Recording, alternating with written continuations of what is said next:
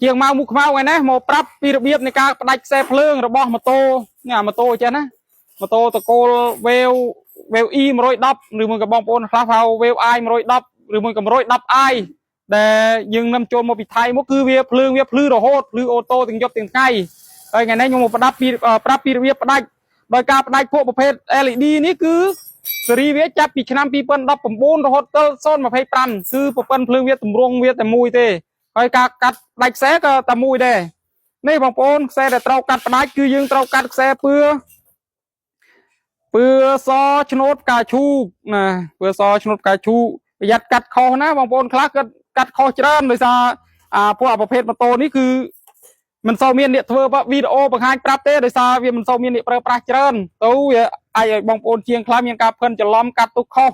ហើយពួកនេះកាលតែកាត់ខុសតទៅខុសទៀតទៅប៉ះម៉ាស់ប៉ះអីគឺអាចមានបញ្ហាដល់ LED ហើយមួយទៀតបញ្ហាដល់ម៉ៃតូពីព្រោះថាប្រព័ន្ធភ្លើងវាគឺមានទំនាក់ទំនងជាមួយគ្នាជាមួយម៉ៃតូហើយនឹង LED នេះគឺជាមួយគ្នាហើយពួកប្រភេទ LED នេះទៀតសតគឺងាយនឹងឆេះណាបើសិនជាតខុសនេះងាយនឹងឆេះហើយរបៀបផ្ដាច់នេះគឺខ្សែពឿនេះឯងបងប្អូនខ្សែពឿកាឈូពឿសឆ្នោតកាឈូចូលមឹកនេះដេញស្ដាប់ម្ចាស់ទេញ៉ៃនេះក៏ទុយនោះណែ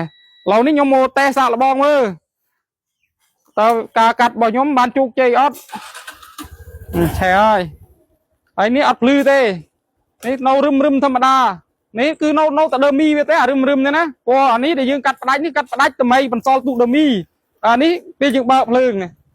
បើកភ្លើងគឺភ្លឺធម្មតាហើយហ្វាកូតក៏ដំណើរការធម្មតាដែរណាបងប្អូនដែលបានទស្សនាវីដេអូនេះគឺឬមួយក៏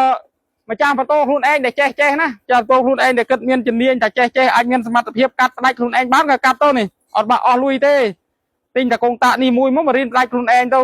ប៉ុន្តែប្រយ័ត្នតែកាត់ផ្ដាច់ខុសខូចអានោះខ្ញុំដឹងទេណាប៉ុន្តែមើលខ្សែច្បាស់ផងនេះព្រោះខ្សែពឿសការឈូនេះគឺវាមានពីរស្តៀងគ្នាមួយនោះក៏វារៀងពឿសការឈូដែរប្រយ័ត្នតែចូលដើមមកយល់ល្អឲ្យជាងកាត់អោយទៅ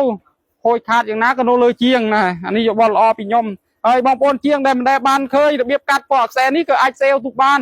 សៀទុកមើលចែករំលែកទៅណាបើបានសៀឬតែល្អបានចែករំលែកពឿនមាននេះទៅក៏ខ្ញុំក៏មានមុខមានមាត់ខ្លះមានកម្លាំងចិត្តធ្វើវីដេអូថ្ងៃក្រោយ